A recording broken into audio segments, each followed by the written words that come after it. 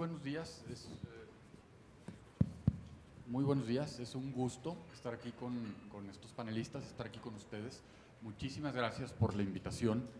Y el tema que vamos a hablar hoy es descarbonización industrial. Un tema que pareciera muy lejano, pero sin embargo en Nuevo León, en la industria, ya se lleva muchos años trabajando en esto. Y la intención aquí es platicar qué es lo que se está haciendo en esto, los proyectos, el aprendizaje, las condiciones particulares de Nuevo León y también lo que es el país y a nivel también global, ¿no? Antes nada más lo que se platicó el currículum para que no se lleven una impresión falsa, nada de eso fue correcto, ha de ser de otra persona. Yo soy Horacio Martínez Reyes, soy el director del Instituto para la Protección Ambiental de Nuevo León. Llevamos más de 35 años apoyando a la industria a que esté en cumplimiento normativo en lo que viene siendo temas ambientales y lo hacemos basados en ciencia. Si tienen interés, podemos platicar después si les platico lo que he hecho, currículum y demás. No soy ingeniero mecánico. Me gustaría, en Nuevo León tenemos una larga tradición de sustentabilidad. Yo siempre comento más de 100 años, 120 años. ¿Por qué? Porque en Nuevo León las empresas han invertido en muchos temas, en sociales, ambientales, para buscar eficiencias. Y hoy tenemos a 3 personas que conocen muy bien el tema y a lo largo de los siguientes minutos vamos a platicar de lo que ellos están viendo y lo que han aprendido. Y eso es lo que va a ser interesante este foro en particular. Y queremos comenzar con el bloque número 1. Empezaremos con lo que es el terreno, con lo más tangible, lo que ya se ha hecho y también platicar de los proyectos que ya están ocurriendo. Y aquí me gustaría comenzar con una pregunta que va para Gerardo, para Carlos, y así vamos a ir turnando un poco. ¿Qué acciones o proyectos han implementado para reducir emisiones dentro de sus operaciones? ¿Y qué aprendizajes dejaron en el camino para ustedes o su empresa? No sé, comenzamos aquí, Gerardo. Ok, sí. Bueno, buenos días a todos. Yo quisiera comentar inicialmente que en cuanto a descarbonización, la siderurgia mexicana, que es la industria a la que yo pertenezco, es la más eficiente del mundo, con una huella de carbono de 1 tonelada de CO2 por tonelada de acero producido. Esto se compara contra un promedio mundial de 2.1 toneladas de CO2 por tonelada de acero producido y contra los países de Asia que están entre 2.5 y 3 y un poquito más. Esto pues, básicamente se debe a que en México hemos elegido la ruta de reducción directa y horno eléctrico para producir acero, mientras que en el resto del mundo la mayor parte de la producción de acero es a través de la ruta de alto horno y horno VOF, que está básicamente apalancada en carbón, cuando la ruta nuestra está apalancada en gas natural y electricidad, con las oportunidades que eso conlleva para descarbonizar todavía más. También, bueno, quisiera comentar que Ternium es una de las siderúrgicas más eficientes del mundo. Nuestras plantas hoy, como están, cumplen con los estándares más rigurosos ambientales. Podrían estar operando incluso en Europa, donde la normativa es la más dura que hay, y holgadamente cumplirían. Tenemos distintas acciones que hemos emprendido en nuestros procesos, como en el proceso de reducción directa, que es en donde más o menos nuestras acerías consumen alrededor del 80% del gas en ese proceso y por lo tanto se emite CO2 en ese proceso, pero lo estamos capturando y recuperando y ese gas se comercializa posteriormente para la industria refresquera, alimentaria, farmacéutica, etcétera, evitando que alguien más produzca ese CO2 que para nosotros es un subproducto. También tenemos diversas acciones importantes. Estamos desarrollando un proyecto en pesquería, que es el campus en donde hemos tenido el crecimiento orgánico más fuerte de la compañía.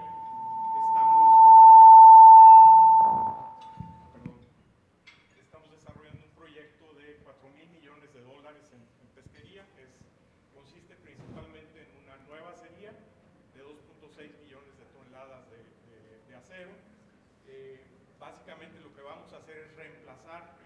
estaciones de planchón de acero semiterminado que nuestra planta ya laminaba, y eso pues vamos a reemplazar con muy baja huella de carbono esas importaciones que hoy vienen con mucha mayor huella de carbono al producirse aquí.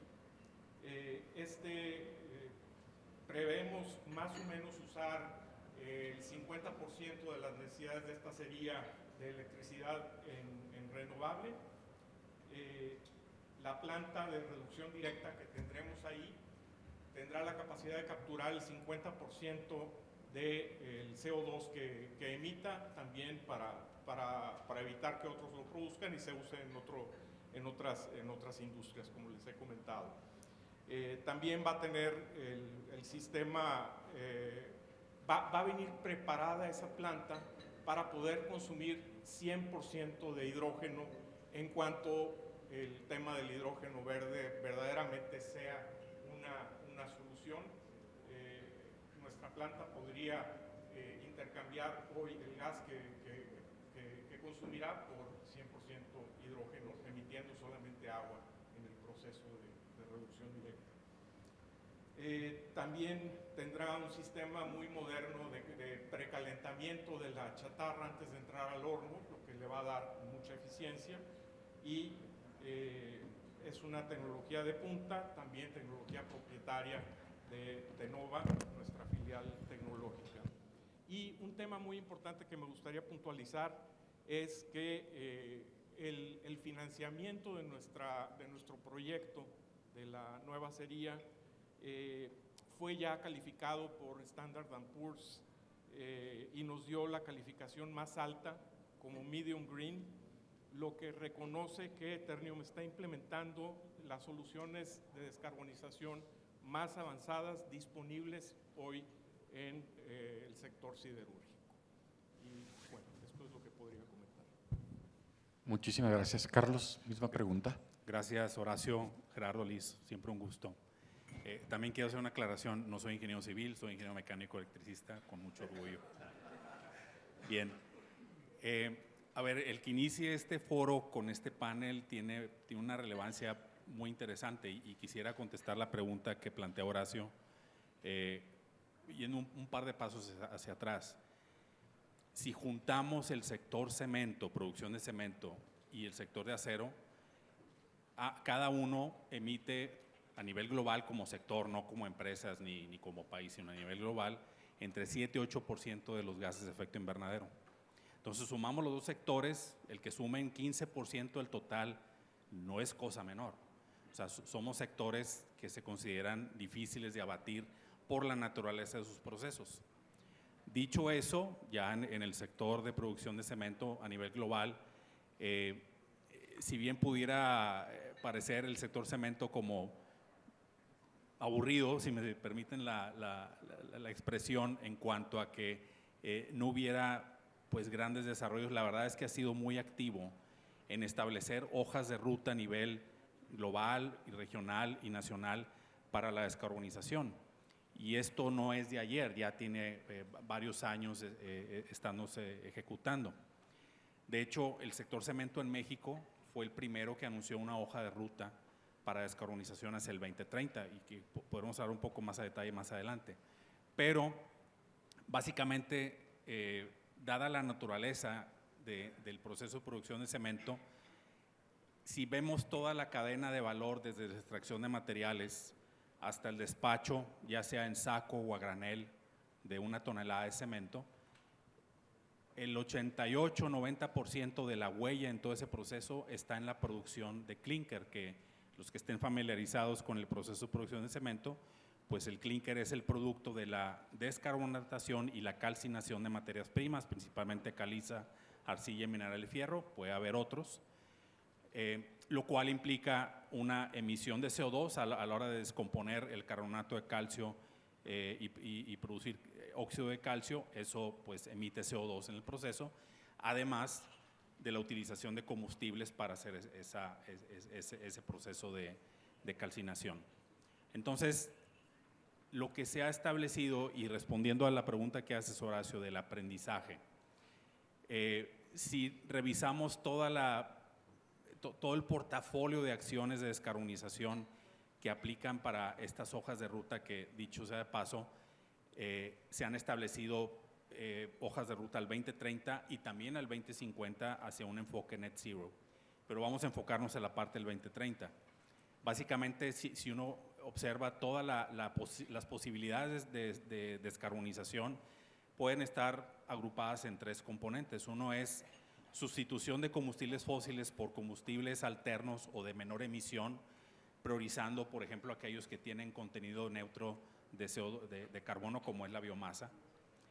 El otro gran grupo es producir cementos que tengan menos contenido de clínker. El clínker, pues, es el componente que tiene más intensidad de huella. Entonces, en la medida que la mezcla del cemento, que puede tener, además de yeso y clínker, otros materiales, en la medida que reducimos el porcentaje de clínker en el cemento, es como tenemos un cemento con mucho menor huella. Y el tercero pues, está relacionado a mantener la casa en orden en cuestión de eficiencia energética, no tanto térmica como eléctrica. Pero el enfoque va más en la parte térmica por ser emisiones de alcance 1. ¿Qué aprendizaje tenemos de eso? Es que realmente no hay que inventar el hilo negro.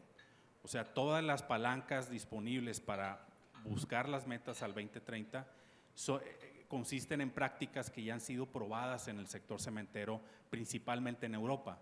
Nuestros colegas en Europa nos llevan 15, 20 años en implementar estas palancas de descarbonización, y es el reto que tenemos, por ejemplo, en México y en Latinoamérica para seguir esa tendencia, es ser ágiles, ser rápidos en darle la infraestructura necesaria a las plantas para poder implementar estas palancas de descarbonización que resumí de manera general. Entonces, ¿qué avances hemos tenido? La principal palanca, o la que tiene más impacto, es precisamente cementos con menor contenido de clínker, y ahí implica, pues, desarrollo, despliegue obviamente de ciencia de materiales, de procesos de molienda, de procesos de aditivos o adiciones químicas que puedan poder compensar la reducción de clínker con un performance igual o mayor al que tendría si fuera solamente clínker y yeso, ¿no? Entonces, historia larga hecha corta, ese es lo que puedo compartir sobre el avance que hemos tenido. Muchas gracias Carlos. Liz, Ternium, Cemex son empresas con operaciones globales, al igual que Vitro. ¿Cómo ha sido el proceso interno para traducir los compromisos globales en planes y metas tangibles a nivel local para ustedes? Bueno, buenos días, muchas gracias por la invitación. Igual que mis compañeros, hacemos la aclaración en cuanto a la semblanza. Soy abogada y me da mucho gusto platicar con ustedes. En cuanto a cómo aterrizar las regulaciones globales a nuestros procesos, ha sido un camino largo, porque si bien en lo que es la industria del vidrio tenemos muy claro el hacer eficientes nuestros procesos, el ser sostenibles como industria nos ha llevado a transformar la manera en la que nosotros operamos. Se han invertido en mejoras de equipos, en mejoras de cómo fundir y cómo hacer ese vidrio. Nosotros hemos apostado en Vitro en lo que es la recuperación del collet, que es la pedacería de vidrio o la que se termina como desperdicio, buscando llegar a poder fundir nuevamente este vidrio en un porcentaje de 20 a 30% sobre un horno en su combustión. ¿Qué hace esto? Bueno, que nos ayuda a disminuir el consumo de nuestras materias primas y por ende nos ayuda también a disminuir en nuestras emisiones, buscando siempre esa tendencia a la baja. En la compañía se ha apostado por hacer esos cambios pequeños que impactan grande en el entorno, haciendo esto, por ejemplo, optando por quemadores que son más eficientes, cambiando también esas dinámicas de cómo cómo compramos nuestra materia prima también y cómo la hacemos de una manera más sostenible. Vemos cómo a nivel global la tendencia o la regulación en cumplimiento en tema de disminuir el CO2 es muy importante, y de esta manera, haciendo acciones, a veces pensamos que son mínimas, pero que tienen un gran impacto en el tema ambiental. Muchísimas gracias, Liz. Lo que estoy escuchando aquí, en resumen, es que los proyectos que se han hecho llevan muchos años y que lo importante aquí es que se integran las cadenas productivas. Tienes que verdaderamente colaborar entre sectores, entre distintos países y demás para poder aterrizar en lo que son proyectos ya reales desde hace muchos años y los que siguen. Me gustaría platicar de lo que ocurre dentro de las plantas y ahorita vamos a regresar al tema de lo que es tu cadena, pero buena parte del desafío está fuera de ellas. Y aquí el tema sería descarbonización en toda la cadena. Nuevamente, para Carlos y para Gerardo, me gustaría comenzar con Carlos. ¿Cómo están incorporando la reducción de emisiones más allá de su proceso productivo? Es muy interesante, Horacio, porque en efecto hay palancas de descarbonización que están directamente relacionadas al proceso de producción, y es lo que, pues, de manera resumida alcancé a explicar. Pero si miramos la hoja de ruta hacia 2050, estas palancas no van a ayudarnos a llegar van a llegar a un valle, no va a ser suficiente para lograr la meta del net zero. Y si bien un buen componente de ese remanente de emisiones que tenemos en la mira a batir tendrán que venir por tecnologías que están trabajándose pero no están 100% listas, y me refiero principalmente a la captura de carbono. Sí hay la manera de incorporar otro tipo de palancas que sirvan, pues, en cierto modo como compensaciones, y ahí es donde entran, por ejemplo, todos los programas de rehabilitación de espacios. Siendo una industria como la nuestra de carácter extractivo, pues la rehabilitación de espacios a través de soluciones basadas en naturaleza. También estamos empujando, y no a nivel México, sino a nivel regional, sobre todo, siendo que en Latinoamérica el tema de los residuos es un problema tiene una connotación de salud pública.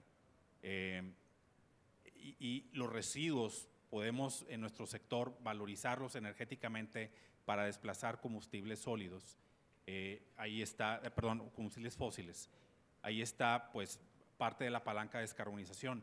Pero además de ello, es el poder contabilizar el metano que se deja de emitir en los rellenos sanitarios por valorizar térmicamente o coprocesar estos residuos en un proceso como el nuestro. Hay otras palancas que se están buscando, incluso ya aceptadas por el IPCC, el Panel Intergubernamental de Cambio Climático, que es, por ejemplo, el concreto ya colocado en obra, tiene una capacidad demostrada por una diversidad de estudios académicos y científicos de que el concreto puede absorber carbono del medio ambiente. El problema es que no nos hemos puesto de acuerdo a nivel global cómo contabilizarlo. Entonces, es otra vía que está también trabajándose para poder sumar palancas de descarbonización que van más allá del propio proceso productivo.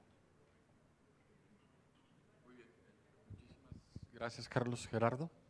Sí, bueno, como yo comentaba anteriormente, en el caso nuestro, la oportunidad ya no está tanto en la parte de la reducción de emisiones alcance 1, precisamente porque nuestros proyectos, nuestros procesos ya están muy optimizados y están en el límite tecnológico prácticamente, aunque seguimos perseverando en las oportunidades que todavía por ahí tenemos.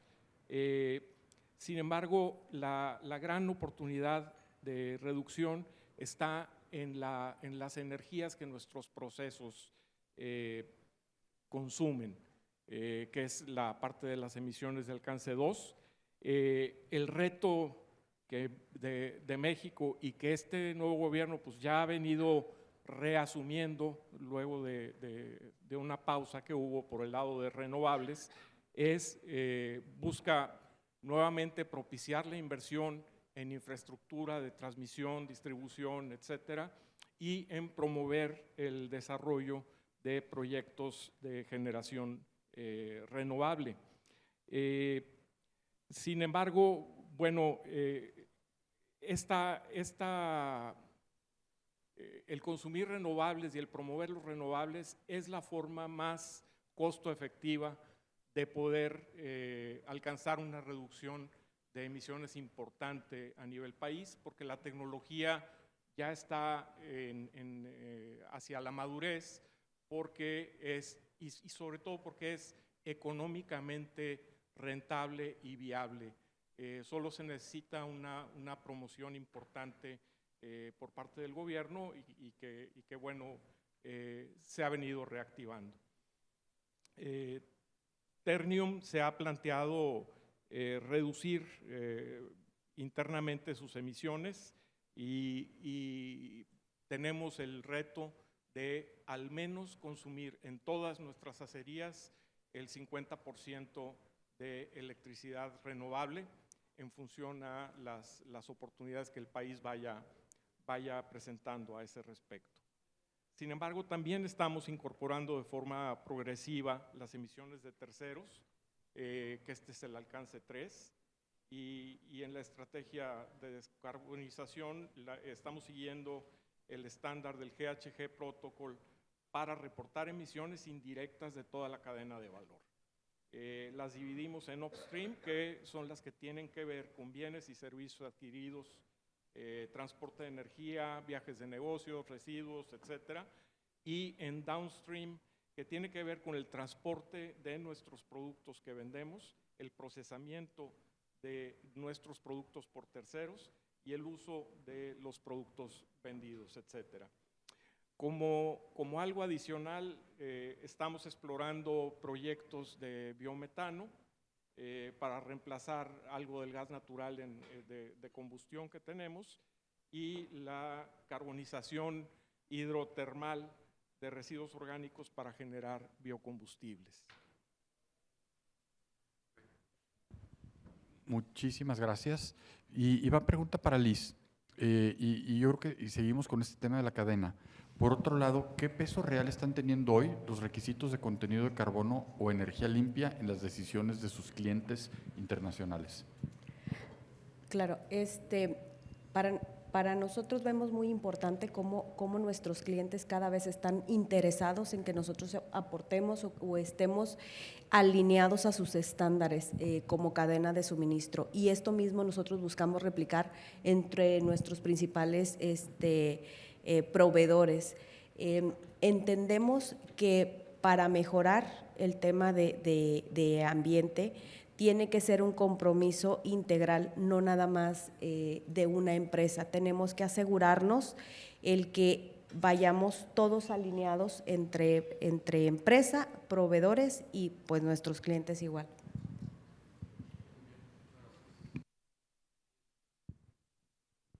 Yo creo que estamos viendo una constante, ¿no? Tu cadena de producción, tus clientes, tus proveedores, y todo esto está empujando a regulación, pero también hay algo que entender que muchas veces no se toma en cuenta, ¿no? Que solamente se puede avanzar conforme las mejores tecnologías disponibles estén verdaderamente disponibles, ¿no? Y sean viables. Y un tema que lo es en muchos otros temas ambientales, la contabilización, el registro. Consumir renovables es rentable, como dijo Gerardo, es viable, y más si tienes metas a corto, mediano y largo plazo, que yo creo que las tres empresas que están aquí lo hacen desde hace mucho tiempo. Me gustaría pasar al siguiente tema, y sabemos que avanzar no ha sido fácil, y aquí me gustaría entender, para que también nos expliquen, cuáles son los retos que enfrentan en sus empresas. Y aquí vamos a voltear un poco, Liz, desde el punto de vista regulatorio, ¿qué ajustes regulatorios o de política pública facilitarían acelerar la adopción de tecnologías limpias industriales? Claro, bueno, sumándome a lo que menciona Betsy, a veces no necesitamos tantas regulaciones o tantas normas, lo que necesitamos es poderlas aplicar de una manera eficiente y eso se traduce para todos los sectores en que tú puedas tramitar algo y realmente se cumplan esos términos para obtener pues tus resolutivos o tus permisos. En la medida que hacemos ese proceso más eficiente, podemos ir avanzando. Muy bien, muchísimas gracias. Y aquí va para Gerardo y para Carlos. En un contexto de prioridades operativas, ¿cómo justifican la inversión en descarbonización dentro de sus consejos o equipos financieros? ¿Cómo les venden esta idea? Carlos, Gerardo. Bueno, a ver, no estoy descubriendo el hilo negro. Toda iniciativa, todo proyecto enfocado a descarbonización, pues debe tener un retorno. O sea, no es solamente descarbonizarse por descarbonizarse. Entonces, haciendo una explicación breve, pues el proceso implica cada región, cada país, cada planta tiene su portafolio de proyectos en base a esta hoja de ruta que comentaba. Y obviamente pues tienen esos proyectos que competir con otros proyectos de otras plantas y de otras regiones, pues para poder serle adjudicado los recursos necesarios para ejecución. Ya con la experiencia, pues hemos aprendido que, por ejemplo, una manera de medir la viabilidad de los proyectos, tanto en sus metas de descarbonización como en el retorno que deben de dar, hemos aplicado, por ejemplo, aún y que algunas regiones donde operamos no tengan implementado algún sistema de precio al carbono o mercado al carbono, pues sí los estandarizamos a un precio, digamos, que significaría el retorno con y sin este instrumento de precio al carbono, para poder tener esa sensibilidad de no solamente del impacto que tiene, sino de lo rentable que es. Al final es un juego donde hay que priorizar aquellas inversiones y CAPEX más competitivos que sirven ambos propósitos, que al final siempre descarbonizarse implica eficiencia, implica producir mejor con menos y lo comentaba Betsabe al inicio, o sea, va de la mano la sostenibilidad con el crecimiento económico y en un ejercicio como este dentro de una empresa no es la excepción. Sí, bueno, básicamente coincidiendo con Carlos en el tema que pues las inversiones siempre buscamos que tengan una rentabilidad. Sin embargo, bueno, en el caso de Ternium, como muchas de nuestras plantas nacieron en las afueras de la ciudad y hoy están absorbidas por la ciudad, sí había algo de tarea que hacer para mejorar, digamos, las condiciones para toda la comunidad. Ternium, en este sentido, desde que llegó a México en 2005, llevamos invertidos 307 millones de dólares en inversiones orientadas al medio ambiente, que no han aportado una tira económica, pero sí aportan una tira reputacional. Y estas inversiones no nos han representado ninguna tonelada más de acero. Sin embargo, pues representan el compromiso de Ternium con el medio ambiente y con la comunidad en la que intervenimos. Algunos ejemplos de estas inversiones son, por ejemplo, estamos recuperando espacios adentro de las plantas para convertirlos en espacios verdes. Estamos quitando edificios que están en desuso y transformando la imagen de las plantas. Ahora, no hemos hecho solamente inversiones en imagen de las plantas, sino que cuando llega Ternium en el 2005 todavía se usaba algo de combustóleo en las plantas. Hoy no se usa nada de combustóleo, se usa 100% gas natural, que es mucho más limpio. También hemos invertido fuertemente en sistemas de humos y polvos, se han invertido 35 millones de dólares, ya recuperamos cerca del 97% de los humos y polvos que emitimos, con lo cual, bueno, es un avance muy importante. Tenemos otro proyecto de la regeneración de la solución de decapado, se han invertido ahí 26 millones de dólares. Construimos un domo muy grande de 200 metros por 35 metros de alto para almacenar el mineral de hierro que antes se tenía al aire libre y podía generar polvos. Es un domo cerrado con presión negativa que tiene bandas cerradas también y que llevan el material directamente a los reactores de reducción directa para su procesamiento. Con eso estamos evitando muchísimo polvo que se generaba. Prácticamente de esos polvos el 99% se ha evitado. Tenemos también un sistema para recuperar los polvos de la planta en briquetas y que se reusen en el proceso. Básicamente eso es lo que podría comentar. Muy bien, muchísimas gracias, Gerardo. Esta es la última pregunta del tercero de 4 bloques y me gustaría hacerla que fuera la respuesta muy breve, con una sola idea, y ahí va para todos y empezamos si gustan de allá para acá. ¿Qué movería la aguja más rápido en cualquier sentido? ¿Lo financiero, regulatorio, infraestructura energética? ¿Qué es lo que haría que hubiera bandazos? ¿O cómo lo ven? ¿Qué es lo que más impacto pudiera tener? Respuesta corta, regulatorio. Yo creo que el de establecer las reglas del juego y los marcos para poder, de una manera transparente, desplegar más iniciativas de descarbonización, necesita un marco regulatorio claro y homologado Federación Estado. Okay. Hablando también aquí de nivel estatal. Claro. Perfecto. Liz. Yo coincido con Carlos, definitivamente necesitamos conocer bien nuestra regulación, que las reglas estén claras, el saber cómo implementarlas y sobre todo tener esa homologación entre Estado y Gobierno federal. No sería viable duplicar, en este caso, por ejemplo, lo que es el sistema de comercio de emisiones, cuando ya abarca por etapas los diferentes sectores industriales. Habría que ser congruentes y aplicar bien las reglas, ¿no? Sí, yo igualmente coincido con Liz y con Carlos. El tema regulatorio claro y bien definido es absolutamente prioritario. También el tema de la disponibilidad de infraestructura energética para poder crecer es otro tema importante. Muy bien, gracias. Yo creo que se necesita una consistencia regulatoria, ¿no? Algo que te permita las inversiones a largo plazo, que no se dupliquen funciones, roles entre distintas competencias, federación, estado o municipios incluso. Certeza jurídica. En el IPA hemos hablado con autoridades de todos los niveles y lo que pretendemos es, pues, verdaderamente que haya claridad, ¿no? El entender qué es lo que se piensa a largo plazo. No sé si hubiera algo más para… A ver, Liz abrió un tema súper relevante, que es precisamente el sistema de comercio de emisiones.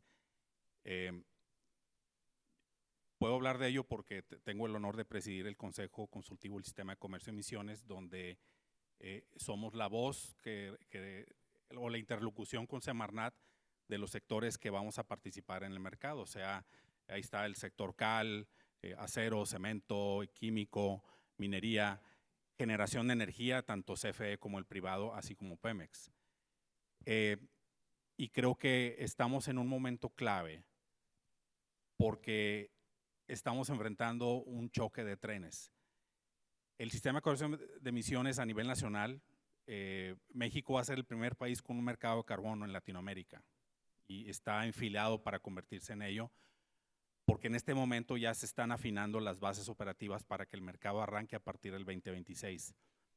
El gran reto es que también estamos enfrentando a nivel estatal iniciativas de impuesto al carbono.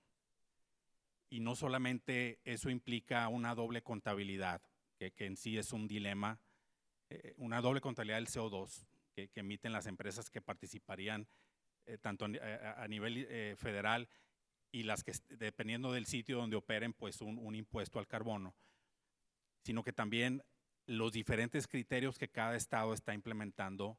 Y con esto les doy un solo ejemplo. Estado de México tiene un impuesto al carbono de 60 pesos por tonelada emitida. Cruzando la calle en Querétaro, 660 pesos. Entonces hay una divergencia y una variedad de criterios dependiendo incluso de quién asesora a los estados para poder implementar estos mecanismos, o incluso unos estados que uno puede compensar ciertas acciones y en otro estado no. O sea, hay una falta de homologación en ello. Entonces, es un tema que tiene que resolverse ya, porque sí es cierto, el sistema de comercio de emisiones a nivel nacional se ha tardado, hay que reconocerlo, pero ya va a entrar en vigor. Entonces, esa conversación necesita tenerse ya en este momento para poder poner en orden las cosas, ¿no? Sí, gracias. Yo creo que esa respuesta es muy interesante porque es como dices, de un lado de la calle está en 600 pesos y cruzando está en 60 pesos y del otro lado va a estar en dólares y en el otro lado va a estar en lo que sea. Y esto atenta contra lo que estamos hablando, lo que es la seguridad, la certidumbre para poder planear a largo plazo, ¿no? Pasemos al cuarto bloque, lo que es la visión regional aquí en Nuevo León y el futuro. Proyectarse el 2030 con una mirada de colaboración, hablamos de la cadena productiva, hablamos de certidumbre en los proyectos de largo plazo y ahora queremos ver cómo se ve esta descarbonización en Nuevo León hacia adelante. Aquí va para todos y comencemos ahora con Gerardo, de aquí para allá. ¿Existen condiciones favorables en Nuevo León para escalar estas iniciativas? Sí, bueno, definitivamente Nuevo León pensamos que es uno de los estados mejor posicionados para esto. Sí cuenta con la infraestructura necesaria. Por el lado de la academia tiene universidades reconocidas, tiene profesionales y mano de obra capacitada, parques industriales. Estamos quizás un poco cortos, sobre todo en infraestructura de transmisión y distribución aquí en la zona metropolitana. No así en generación, porque la zona noreste es superavitaria en generación.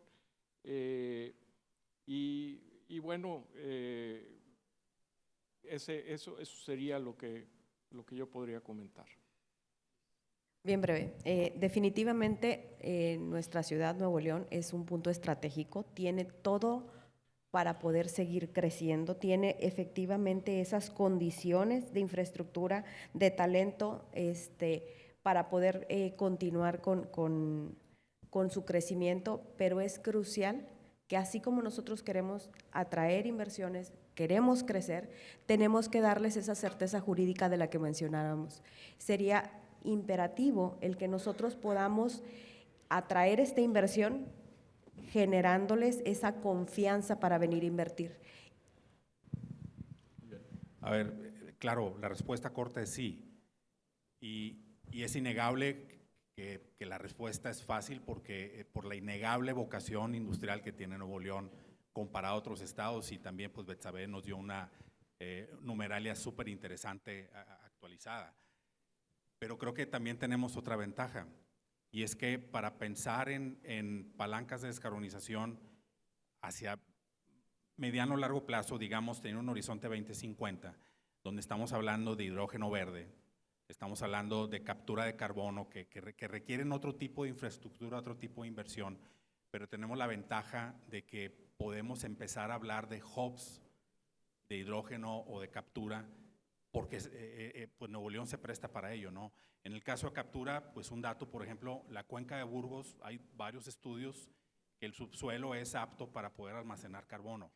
¿Estamos listos para ello? No, pero creo que podemos tener la mira no solo en el corto plazo, sino más lejos, proyectada más hacia largo plazo, para empezar a imaginar cómo puede Nuevo León movilizar ese tipo de palancas que en este momento no están listas.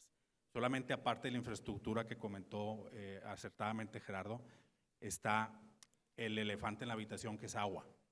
Este año nos ha bendecido con lluvias, pero el 22 nos sacó un susto que a todos nos afectó, no solamente a nivel industrial, sino a nivel personal. No podemos separar esas estrategias de descarbonización sin tomar en cuenta la cuestión del agua. Muy bien, muchas gracias. Me indican que quedan pocos minutos, entonces me gustaría comenzar muy breve. Aquí empecemos si quieres, Liz, Carlos, y luego en otra pregunta regresamos con Gerardo. ¿Qué rol juegan los sectores industriales, los clústeres, cámaras en acelerar toda esta transición que venimos platicando? Sí, claro. Bueno, los clústeres creo que forman parte importante de cómo ir migrando hacia la descarbonización. Entre más conozcamos regulaciones, entre más conozcamos las reglas y cómo las vamos a ir implementando, esto nos va a dar esas herramientas para nosotros llevar estos proyectos o poder este conocimiento implementarlo en nuestras industrias. En la medida que nosotros conocemos, podemos ser más eficientes. Gracias.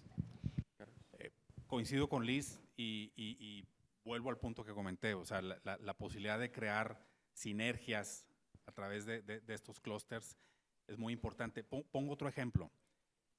La Federación tiene un plan dentro del concepto de polos de desarrollo de un parque de economía circular en Hidalgo, que está teniendo, y han salido algunas notas en medios, cierta oposición por ciertos grupos, pero digamos es un ejemplo donde pueden converger intereses de poder aprovechar al máximo los residuos. ¿Y por qué no pensar en Nuevo León en algo similar? Tenemos ese ecosistema industrial donde podemos ir más allá de nuestra propia límite de baterías para pensar en sinergias donde podamos aprovechar, y el ejemplo de residuos es uno muy a la mano, ¿no? Que hay que estudiar a fondo. Perfecto, muchísimas gracias. Sí, esto va para todos, comenzando aquí con Gerardo. Les pido muy breves, me indican que todavía avanza el reloj, en 60 segundos como máximo. Si pensamos en el 2030, ¿qué metas o transformaciones esperan alcanzar en sus empresas, sector, industria, cualquiera de ellos, hasta el 2030? Bueno, en el caso de Ternium, hacia el 2030 estamos estimando reducir la emisión por tonelada de acero laminado en 15% a través de diversas estrategias. La más importante que estamos contemplando es la migración hacia energías limpias. Cuanto antes, estamos trabajando duro en ello y, como les decía, la meta es que todas nuestras acerías consuman al menos 50% de energía limpia. Muy interesante, gracias, Liz. Bueno, yo nada más para cerrar y comentar, Vitro ha apostado y ha hecho un anuncio de arriba de 200 millones en invertir en disminuir visibilidad de emisiones. Esto no quiere decir que estés fuera de norma, al contrario, estamos apostando por ir más allá del cumplimiento normativo, lo cual también se traduce en una mejora ambiental y una mejor interacción con nuestras comunidades y grupos de interés. Gracias. Como comenté al inicio, el sector cemento estableció una hoja de ruta a nivel nacional, donde puedo con mucho orgullo decir que Cemex México rebasó el umbral que se había establecido en esa hoja de ruta al 2030, lo rebasó en el 2023, las 14 plantas que operamos en México, pero el objetivo de Cemex a 2030 es más ambicioso todavía, que es llegar en al menos 43% de reducción de emisiones por tonelada de cemento respecto al año 1990. En este momento estamos alrededor de 31-32%. El 10% que nos queda pues es el que más esfuerzo toma. Nos quedan 5 años para ello, pero va muy enfocado a esa meta. Perfecto. Pues de mi parte, muchísimas gracias. Yo creo que aquí lo que me llevo, lo que me gustaría que también lo pensaran, escuchamos, Nuevo León es un estado verdaderamente, es un estado grande, verdaderamente es un orgullo estar aquí. Es un estado rico, es un estado que atrae inversión, y eso verdaderamente lo que se requiere es tener certidumbre para poder planear a largo plazo. Es un estado donde se puede facilitar la colaboración entre sectores, aprovechando los clústeres, las cámaras, academia, sociedad civil, ¿no? Verdaderamente tenemos todos estos sectores están comprometidos con el estado, el crecimiento, todo este tema de la descarbonización. Por mi parte, muchísimas gracias a todos ustedes por acompañarnos, y pues bueno, gracias a ustedes también. Un fuerte aplauso aquí para los panelistas.